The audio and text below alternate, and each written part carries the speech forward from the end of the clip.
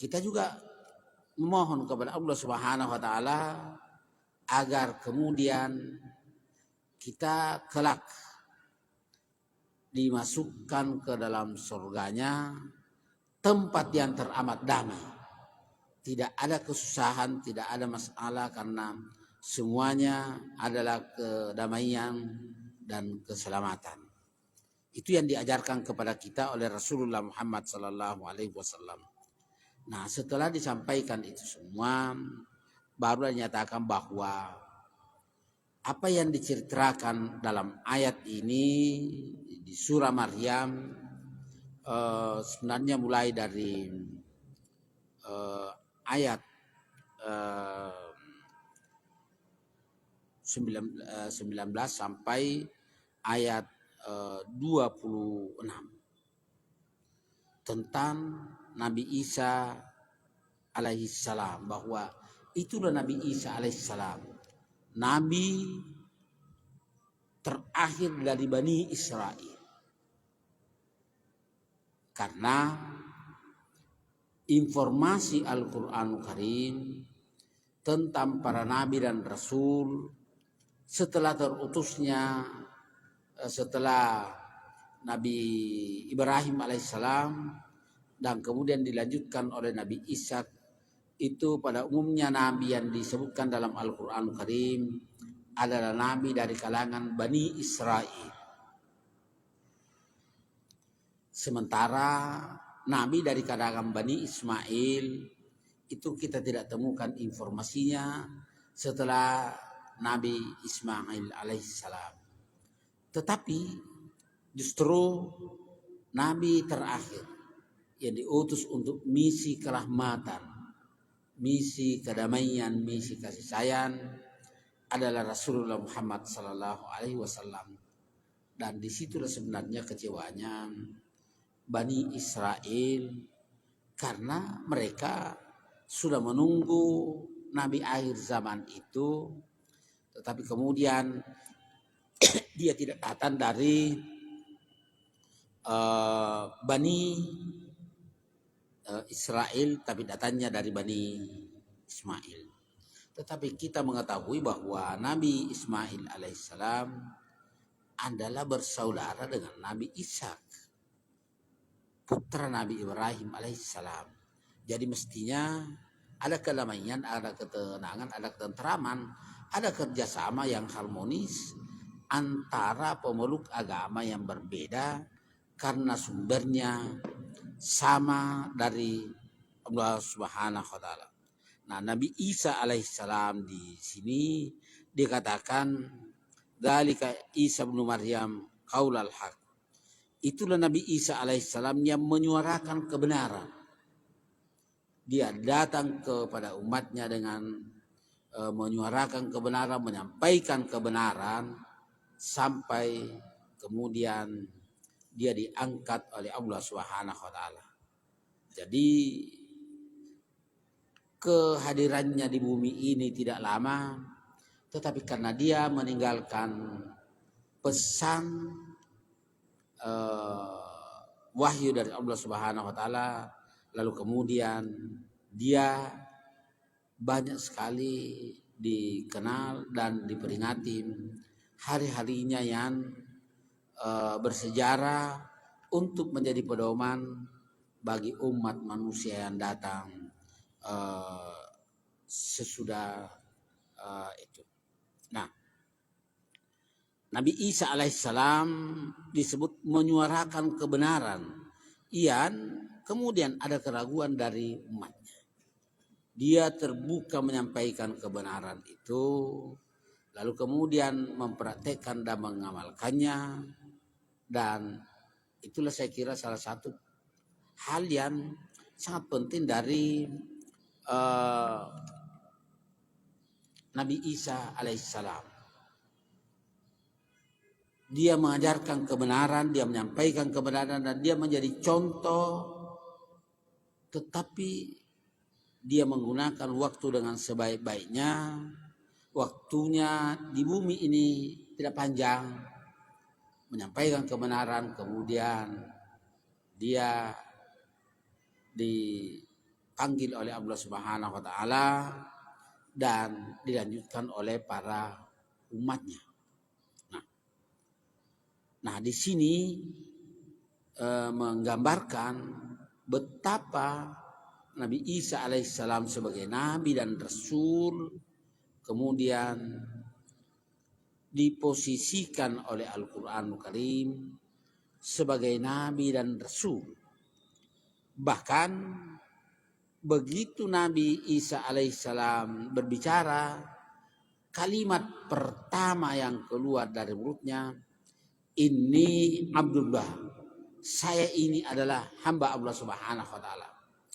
Karena hamba dalam pandangan Islam adalah sesuatu yang mulia dan terhormat di sisi Allah Subhanahu wa taala ketika manusia itu menghambakan diri kepada Allah Subhanahu wa taala,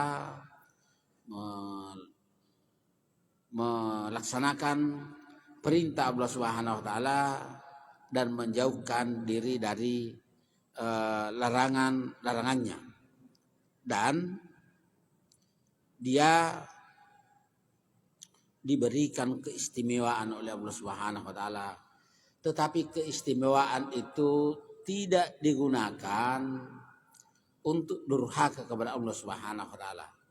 Dia baru menyampaikan mukjizatnya itu yang diberikan Allah Subhanahu wa taala ketika itu sangat diperlukan. Jadi keistimewaan yang diberikan Allah Subhanahu wa taala tidak dijadikan sebagai alat untuk membantu dan merendahkan pihak lain. Tetapi ajaran dasarnya adalah keselamatan, kenikmatan, kedamaian dalam pandangan Islam berdasarkan Al-Quran dan Sunnah Rasulullah Muhammad Sallallahu Alaihi Wasallam. Nah, karenanya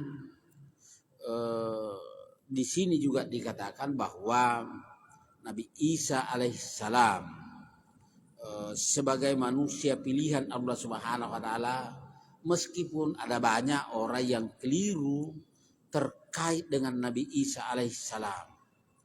Dia adalah hamba, maka dia menegaskan diri terkait dengan apa yang diberikan Allah Subhanahu wa taala. Karena dia menyampaikan kebenaran. Dia menjadi contoh tentang kebenaran itu meskipun dia menghadapi berbagai masalah. Tetapi dia tidak pernah berhenti. Dia terus melaksanakan perintah itu sampai Allah Subhanahu wa taala memberikan petunjuk dan jalan keluar terhadap apa yang dialami. Nah, karena itu saya kira bagi kita umat Islam bahwa tahun baru itu, peringatan tahun baru setidak-tidaknya itu bersumber dari agama Kristen dan terkait dengan Nabi Isa alaihissalam. Tetapi kemudian ada perbedaan keyakinan di antara umat Islam dan umat Kristiani terkait dengan Islam, terkait dengan Nabi Isa alaihissalam. Bagi kita umat Islam, kita meyakini, kita mempercayai seluruh informasi yang ada dalam Al-Quranul Karim dan Sunnah Rasulullah Sallallahu Alaihi Wasallam. Ketika ada perbedaan, maka perbedaan itu bagi umat Islam harus disikapi dengan kasih sayang, harus disikapi dengan kerahmatan agar perbedaan itu tidak menimbulkan disharmonisasi, perpecahan, apalagi permusuhan di kalangan umat Islam. Karena bagi kita umat Islam, hal yang sedemikian penting adalah memelihara persatuan, memelihara kebersamaan itu di tengah-tengah perbedaan agar kita bisa hidup rukun dan damai meskipun berbeda. Tetapi tentu saja sekali lagi bahwa apa yang diinformasikan Al-Quran, apa yang ditunjukkan oleh Rasulullah SAW, itulah yang menjadi acuan kita untuk menegakkan kebenaran itu, kecuali kalau ada petunjuk khusus dari Al-Quranul Karim dan Sunnah Rasulullah SAW untuk melakukan hal-hal yang sesuai dengan apa yang tercantum dalam Al-Quran dan Sunnah beliau. Nah, tetapi memang Nabi Isa alaihissalam sendiri menyatakan bahwa dia diutus oleh Allah Subhanahu wa taala kepada Bani Israel. Tetapi dia menegaskan bahwa wa mubasysyiran birasulin ya'ti min ba'di ismuhu Ahmad, dan saya memberikan berita gembira tentang akan datangnya nabi akhir zaman, yakni Nabi Muhammad sallallahu alaihi wasallam, yang di ayat ini disebut ismuhu Ahmad, namanya Ahmad atau Muhammad, yang berbeda dari Nabi Isa alaihissalam. Kalau Nabi Isa alaihissalam diutus kepada Bani Israel, Nabi Muhammad sallallahu alaihi wasallam disebutkan wa ma arsalnaka illa rahmatan lil alamin, dan aku tidak mengutus engkau Muhammad melainkan untuk membawa kerahmatan, membawa kasih sayang kepada semesta alam. Jadi ajaran Islam yang pedoman dasarnya Al-Quran dan penjelasannya dalam hadis-hadis Nabi, itu intinya misinya adalah misi kerahmatan, misi kasih sayang, misi kedamaian. Nah, kalau ada hal yang kemudian belum terjadi, artinya umat Islam belum lagi secara total dan menyeluruh bisa mengamalkan Islam dengan baik. Tetapi ke depan kita berharap bahwa umat Islam itu bisa tampil sebagai khaira ummah, umat yang terbaik, dan sebagai umat yang terbaik juga bisa tampil di tengah-tengah masyarakat dengan menebar luaskan kasih sayang di antara umat manusia. Nah, ini saya kira yang menjadi sangat penting bagi kita umat Islam, bahwa memang ada perbedaan, dan Al-Quranul Karim memberikan informasi terhadap umat-umat terdahulu, baik yang durhaka maupun yang taat dan patuh kepada Allah Subhanahu wa taala. Intinya adalah agar kemudian umat Islam itu tampil sebagai khaira ummah, tampil sebagai umat yang menekankan kerahmatan dan kasih sayang, bukan hanya kepada yang seagama, tetapi yang berbeda agama, berbeda keturunan, karena seperti itu yang ditunjukkan oleh Rasulullah Muhammad sallallahu alaihi wasallam. Kita ingin hidup selamat dan damai di muka bumi ini, dan karena itu kisah-kisah Al-Quranul Karim yang disampaikan, termasuk kisah para nabi dan rasul terdahulu, itu sesungguhnya agar manusia bisa mengambil pelajaran, mengambil hal-hal yang baik untuk kemudian bisa diamalkan sesuai dengan kemampuan, kekuatan dan keahlian. Dan karena itu setiap pribadi muslim diminta untuk terus berdoa kepada Allah Subhanahu wa taala, memohon kekuatan lahir dan batin agar bisa menjadi khaira ummah, sekaligus menjadi toladan dari umat-umat yang lain, dan kemudian tampil memberikan keutamaan, memberikan kasih sayang, menebarkan kerahmatan bagi seluruh umat manusia. Jadi bukan hanya kepada umat Islam, tetapi untuk semesta alam. Dan itu yang menjadi ciri khas dari umat Islam itu, dan diharapkan bahwa ke depan agama ini semakin baik dan diamalkan dengan baik oleh umat Islam untuk bisa selamat di dunia dan tentu bahagia di akhirat kelak.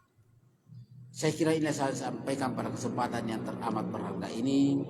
Mudah-mudahan Allah Subhanahu wa taala senantiasa memberikan kekuatan lahir dan batin kepada kita untuk terus mempelajari ajaran dan agama yang diwahyukan Allah kepada Muhammad SAW, yang ajarannya berlaku untuk seluruh umat manusia dan berlaku sampai akhir zaman. Demikian, Allahumma ma'al Quran. Wassalamualaikum warahmatullahi wabarakatuh. Download Tribun X sekarang, menghadirkan lokal menjadi Indonesia.